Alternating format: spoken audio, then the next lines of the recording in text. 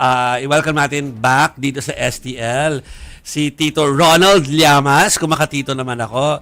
Hi Ronald, welcome back. Ronald! Good evening, Hi, Dr. magandang Ronald. gabi. Okay, pag-usapan natin kasi aabangan namin ni Masay yung mga impeachment next week. Oo. No? Pero bago yung mga yan, pwede ba China muna tayo? Alam ko naman malapit din sa puso ni Tito Ronald yung mga issue about China. Malapit na malapit. Malapit na malapit. Okay, so bago ko painitin ang ulo ng mga tao tungkol kay Robin Padilla, tanungin ko muna ang reaksyon nyo na nagsabi si Yusek Claire kanina na nag-no daw ang Pangulo Sa persona non doon sa grata. persona non grata. Your reaction doon muna. Well, expected naman yon dahil mas yung persona non grata is more a political statement. Alam naman natin na hindi yan magpo-progress kaagad. Yeah. No, lalo na doon sa mga posible nilang retaliation sa ating mga diplomats sa China. Pero that remains a possible option. Dahil kung sobra naman yung pambubuli sa atin, that is a distinct option ng gobyerno. Pero usually last resort yan eh. Last resort. No? So tingin ko, yung mga nag-suggest ng persona ng grata, it's more symbolic. It's more a political statement, 'di ba? Rather than a real proposal. Pero tama Ronald kasi parang ganyan din naman yung parang mensahe ng DFA na lumabas 2 days ago ba or kahapon na sinasabi nila na parang sige exhaust muna namin yung ibang pwede pa namin gawin before that last resort nga of persona. Yes. Pero Joby, sa China, kung halimbawa, meron tayong mga diplomat sa Philippine Embassy sa Beijing. Pag yan ay nag-criticize sa Chinese leadership ng Communist Party of China, mabilis pa sa alas 4, kick out na yan sa bansa. Oh yes. No? Yes. Hindi yan tatagal doon. Walang persona non grata. Talagang tanggal yan. Yeah. Kaya dito sa Pilipinas, dahil meron tayong freedom of expression, meron tayong freedom of the press, mas maluwag. Mas maluwag, di ba? Pero pag sa China mo ginawa yan, naku. Yeah. Alam na. Pero Hindi ka nga makapag-live ng dire-diretso dyan. Problema ko yan dyan sa China eh. Pinuputol eh. Facebook ko nga, hindi gumagana doon eh. Hindi gumagana Daming Facebook doon. restrictions. So, Tito Ronald, tuloy ka lang. Well, kahit na yun ang mga nangyayari, tuloy ka lang maging leon o wolf. Para ipaliwanag mo muna sa kanila anong difference sa wolf tsaka O baka hyena. hindi din alam ng mga Well, sa manonood itsura, eh. ibang-iba ha. Oo, paliwanag mo dahil alam ko yung hyena kasi tawa ng tawa daw. Tawa lang ng tawa. Tapos. Tsaka yung hyena, Oh. mas matalino yan sa wolf.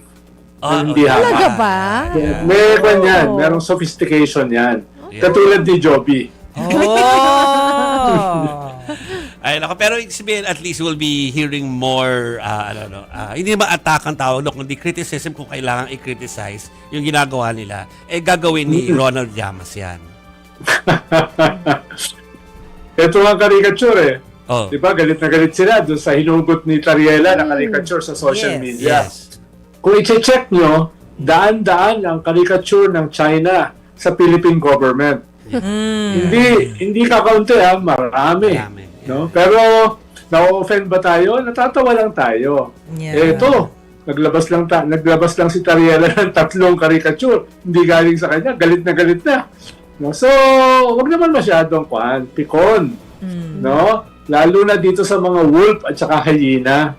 Huwag kayong mapipikon sa mga yan, no? Asar talo yan. Yeah. Well, I just wanna say, sorry, na sige, go ahead. yung mga caricature at saka yung mga cartoon editorial has been like with us for the longest time. Uy, tumingin ka ng periodiko, puro Part of ganon. discourse para naman ikapik ko ng mga tao yon para hindi naman yata okay. Anyway, go ahead. Oh. Pero hindi, Tito Ronald, madagdag ko lang doon sa caricature kasi di ba isa doon sa mga sinasuggest ni Senator Robin Hood, bakit hindi na lang lagyan ng water cannon yung Hello? mga barko ng Philippine Coast Guard? Gantihan na lang yung mga yan para maprotektahan yung mga tao natin doon sa West Philippine Sea. Pwede ba yun? Ano ba magiging impact nito pag ginawa yan? Sobrang galing talaga ng proposal ni Senator Robin Hood Padilla. I'm so impressed. Sabi kasi niya, parehas naman niyang parehas namang white ships. Ibig sabihin, parehas yan civilian, parehas yan na Coast Guard, kaya pwede tayong magbatuhan o maglabanan sa water cannon. Medyo i-correct lang natin ng konti si Senator Robin Hood Padilla na pwede na sana yung gawin ng kanyang mga staff. Dahil ang Coast Guard ng China ay bahagi ng kanilang People's Liberation Army. Yan ay under the Navy ng China. Yung ating Coast Guard ay under ng DOTR. Ibig sabihin nun, yung ating Coast Guard ay civilian. Hindi yan military. Yes. Pag binomba natin ng water cannon, nakipagsagutan tayo ng water cannon sa Coast Guard ng China, military yung ating wina-water cannon. Bobombahin tayo niyan, no? Kaya pakipaliwanag lang kay Robin Hood Padilla, magkaiba yung Coast Guard ng China at yung Coast Guard ng Pilipinas. No? Ikalawa, na sinabi rin niya kahapon na itong mga bumabanat sa China ang tunay na pro-China. Yeah. Dahil kung kanila ay papasok daw yung China sa ating teritoryo.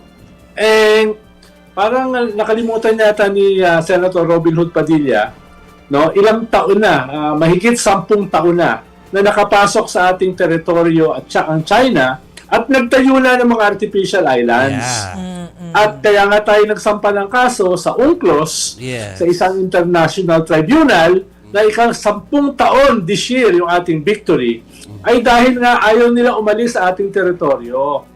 Kaya hindi ko alam kung saan kuweba nagtatago si Senator Robin Hood Padilla nitong nakaraang 13 taon o 14 na taon.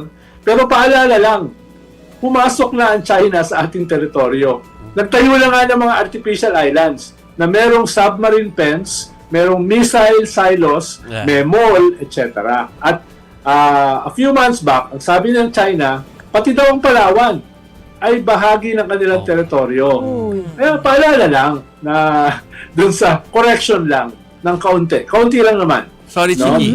So, sa logic ni Senator Robin Padilla, lumalabas sa lohika ng kanyang statement, pro-China ka, Ronald Llamas, kasi bumabanat ka sa kanila. Medyo. Oo, medyo. Napaisip nga ako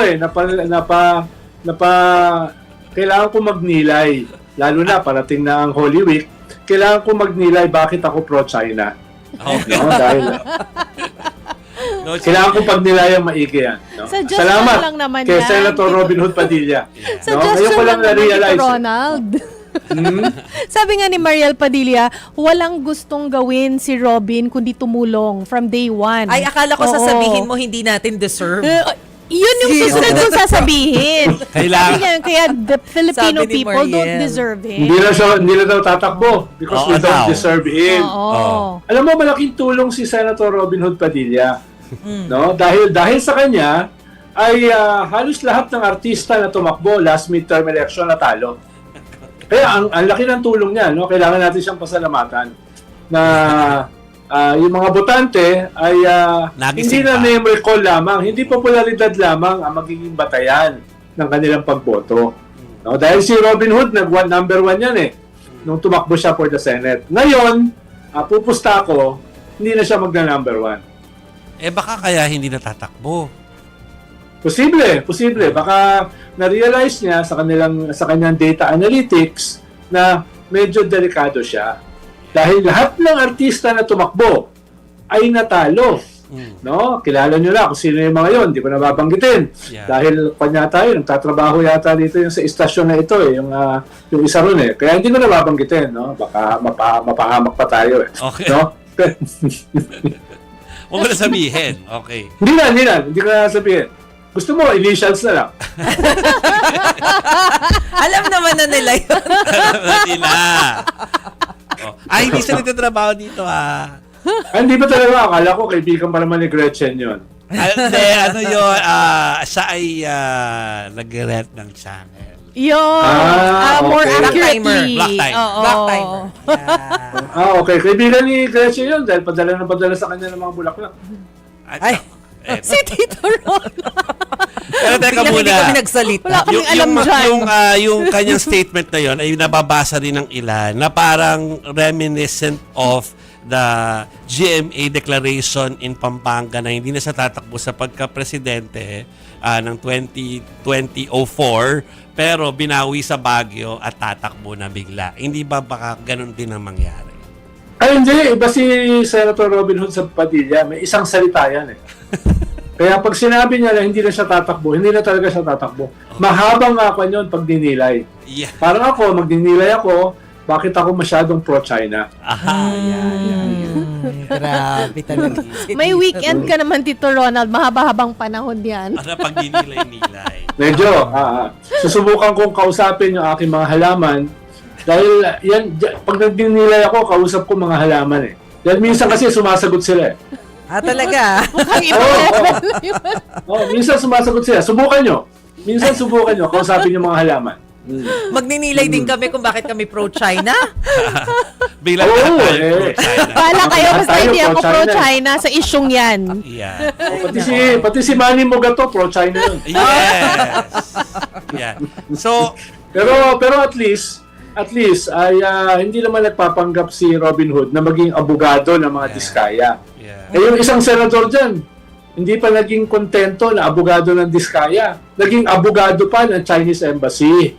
No, naging spokesperson pa ng Chinese Embassy.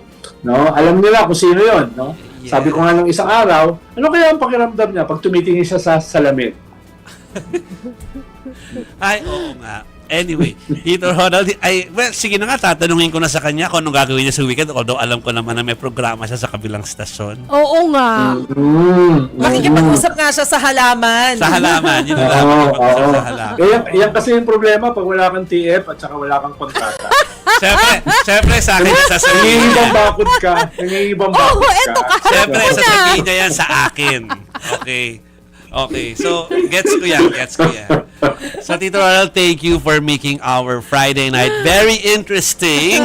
Happy weekend sa'yo, See Tito you soon. Ronald. Oo. See you Anytime. At saka kung pupunta kayo sa West Philippine Sea, huwag kayong sumakay ng maliit na bangka. Yeah. Sabi kasi ni Senator Robin Hood Padilla, pinakita pa niya, nakasakay siyang Yeah. bangka, di ba? Oo. Nandito ako sa West Philippine Sea, hindi ito salita, ito ay aksyon. Hindi pa pwede ang maliit na bangka sa West Philippine Sea. Exactly. Lulubog yun. Exactly. Kaya malamang nandyan lang siya sa na Somewhere. Botas Fishport. No? Tapos pinapackage niya na West Philippine Sea. Dahil hindi uubra ang maliit na bangka sa West Philippine Sea. Maniwala kayo, nakailang balik na ako ron. Kailangan doon mga barko. Yes. Hi na lang sa mga halaman mo, Tito Ronald. Thank you, Salamat, Ronald. Tito Ronald. Next week, i-guess nyo ako para sabihin ko yung sagot ng mga halaman. Sige. We'll see you next week. Thank you, Thank you. Ronald. Salamat. Magandang gabi.